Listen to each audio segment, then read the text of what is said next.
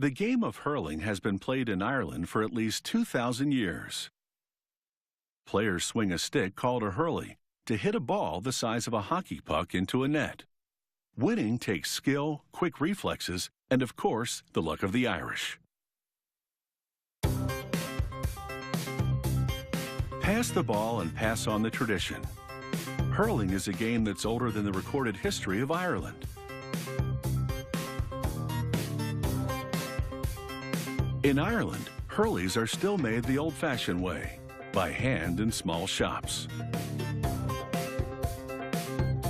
Ash is the wood of choice.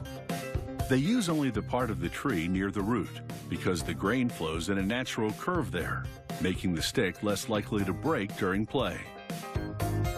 The hurley maker slices the trunk into planks that are 1 inch thick. He'll make one hurley from each plank. He stacks the planks and then picks through them to select one for shaping.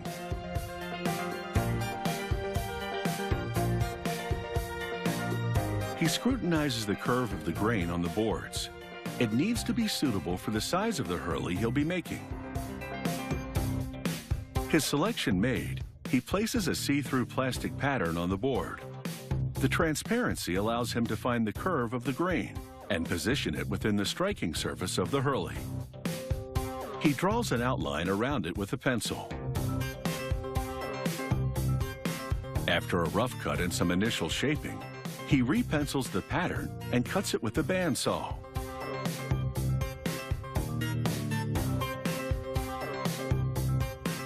The striking surface of the hurley is called the boss. It's the most substantial part of the stick. He sculpts the stick to various thicknesses with a planer. He keeps it thick at the boss and thins it at the stem to give the stick some elasticity when striking the ball. This will allow the player to hit the ball farther.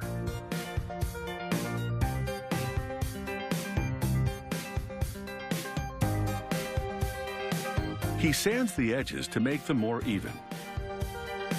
He tapers the boss to the very end, creating a slope surface so the ball can be picked up easily. He then switches to a finer grit abrasive belt and sands the handle and the rest of the stick until it's super smooth. Next, he cuts steel banding to a length that's a little more than twice the diameter of the boss.